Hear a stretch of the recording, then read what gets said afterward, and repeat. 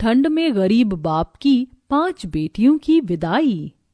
पूरी पूरी पूरी, गर्मा गर्म पूरी पूरी। जैसे ही आदमी पूरी से भरा परात लिए लाइन में आगे बढ़ता है, तभी ठंड से ठिठुरता गरीब शंकर अपनी पत्तल बढ़ाकर कहता है, अरे भाई, थोड़ी सब्जी और 2 पूरी डालना।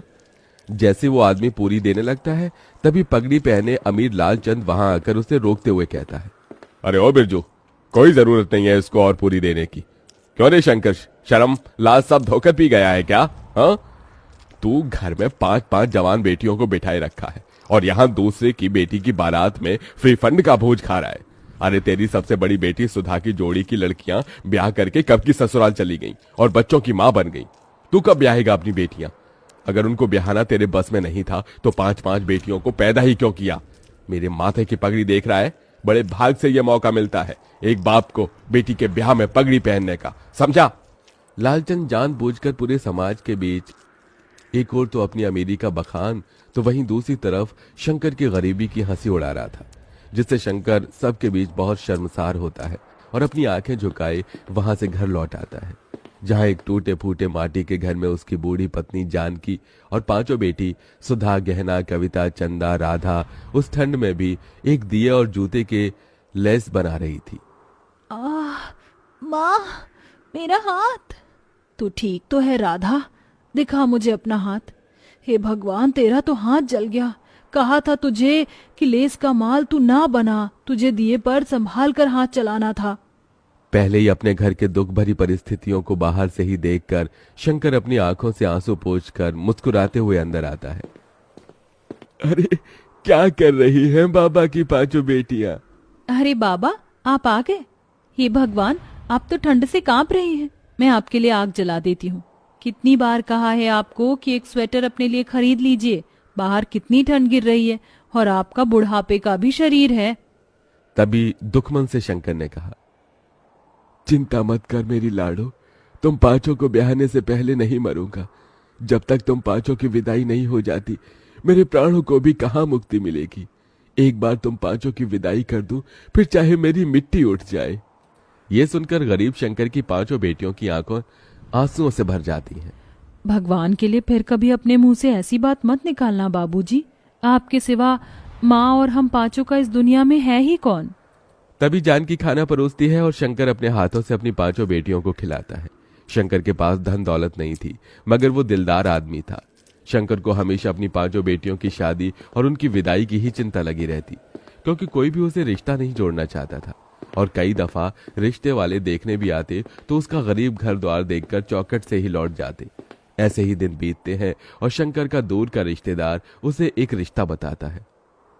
जानकी, कल सुधा चंदा को लड़के वाले देखने आ रहे हैं, उन्हें तैयार कर देना। मेरे एक मित्र हैं, उन्होंने ही ये रिश्ता बताया है। ईश्वर करे कि बात बन जाए तो इन दोनों के हाथ जल्दी पीले कर दूंगा। धीरे धीरे करके ही तो अपनी बेटियों का भार उतार पाऊंगा। अगले दिन रमा देवी शंकर की बेटियों को देखने आती है। आइए आइए बहन जी, आपका ही इंतजार था, यहाँ बैठिए। अरे जानकी बिटिया, उसको ले आना। सुधा और चंदा एक बड़ी ही पुरानी सी बनारसी साड़ी में सादगी के साथ आती है और चाय नाश्ता परोसती है। तभी रमा देवी कहती है, देखो भाई साहब, बेटियां तो मुझे आपकी दोनों ही पसंद है, मगर दहेज भी लगेगा। मेरा एक बेटा बैंक में भले ही चपरासी है, मगर सरकारी है, और दूसरा बेटा सरकारी नौकरी की तैयारी कर रहा है। दोनों का ज्यादा नहीं तो 10 लाख दे दीजिए। दहेज की बड़ी रकम सुनकर गरीब शंकर चिंता में आ जाता है। माफ कीजिएगा बहन जी, मैं इतना तो नहीं दे पाऊंगा। एक बेटी होती तो जोड़ जाड़ कर कहीं से भी पैसे भी दे देता, मगर मेरी 2 बेटियों के बाद 3 बेटी और हैं ब्याहने को। मगर ये इस गरीब पिता की जुबान है, मुझसे जितना बन पड़ेगा मैं दूंगा। मैं दोनों के लिए 5 लाख तक दहेज दे दूंगा, और फिर बारात का खर्चा भी तो देखना है। रमा रिश्ता पक्का कर देती है। उसके जाने के बाद चिंता से भरी जानकी ने कहा, अजी 5 लाख रुपए कहाँ से ला कर देंगे? आप कुछ सोचा है? अरे खेत बेच दूंगा जानकी, 4-5 लाख रुपए तो मिल जाएंगे। कम से कम मेरी 2 बेटियों की विदाई तो हो जाएगी। लेकिन बाबा, खेत बेच दोगे तो खेती कहाँ करोगे? मजदूरी कर लूंगा। वैसे भी गरीब लोग लेबर माटी में लगे हुए हैं। बस तुम पांचों अपने घर द्वार चली जाओ। बेटी की विदाई के लिए मजबूर होकर शंकर अपना खेत बेच देता है, जिसके बदले उसे केवल 2 लाख ही मिलते हैं।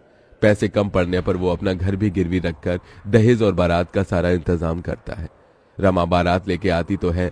सभी बाराती ठंड के गर्म कोट, जैकेट, स्वेटर पहने आते हैं, तो वहीं गरीब शंकर धोती और पतले पुराने से कुर्ते, जो कि जगह जगह से फटा होता है, उसमें ठिठुरता हुआ हाथ जोड़े बारातियों का स्वागत करता है।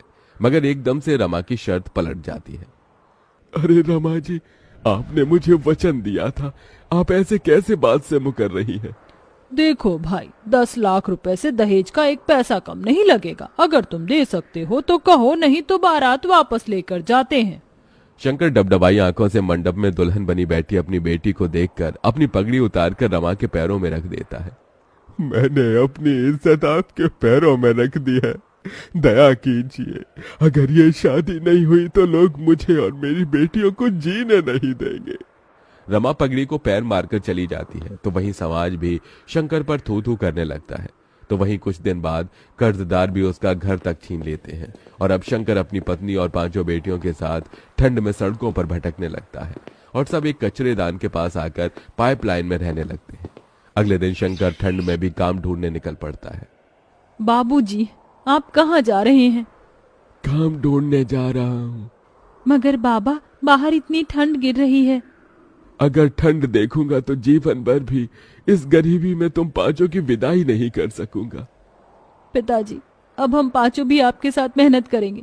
जब इस भयंकर ठंड में बूढ़ी होकर आप काम करेंगे तो हम जवान होकर क्यों नहीं? थोड़ी दूर जाने के बाद शंकर को सड़क बनाने में काम मिलता है, जहां मजदूरों की जरूरत होती है।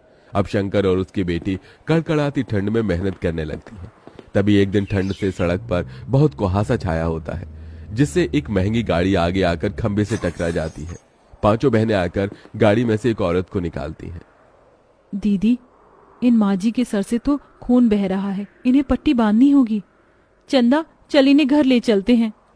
शंकर का परिवार अंजना की बहुत देखभाल करता है। वहीं बातों बातों में शंकर अपना दुख उससे बांटता है और फिर, भाई साहब, भगवान ने आपकी 5 बेटियों को मेरे बेटों के लिए ही बनाया है।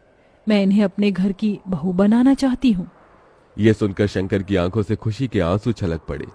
बहन जी, मैंने कभी सपने में भी नहीं सोचा था कि मेरी 5 बेटियों का रिश्ता इतने बड़े घर द्वार में लगेगा।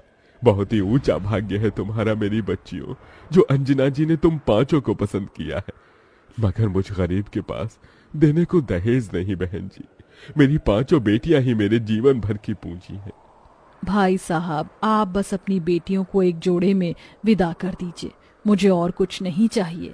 थोड़े ही दिन बाद शंकर अपनी बेटियों की विदाई की तैयारी में लग जाता है। वो कड़ाके की ठंड में कांपता ठिठुरता कचरेदान को साफ करके वहां मड़वा बनाता है और खाने पीने शुद्ध बुद्ध बिसार कर खुद को मेहनत में झोंक देता है और 2 पैसे ज्यादा कमाने के लिए गीली रेत बालू उठाकर मिले पैसे से 5 की शादी का जोड़ा खरीद कर लाता है। शादी का दिन आ जाता है। बड़े धूमधाम से अंजना बारात लेकर आती है। आंखों में आंसू भरकर शंकर कहता है, देखो जानकी, हमारी 5 बेटियों की बारात आई है, आज उनकी विदाई है। आपने अपने पिता होने का फर्ज पूरा किया जी। इसके बाद जानकी और शंकर उन 5 का कन्यादान कर देते हैं और विदाई का पल आ जाता है। तभी, ये लो मेरी बच्चियों, ये चावल पीछे को फेंक कर आगे बढ़ो।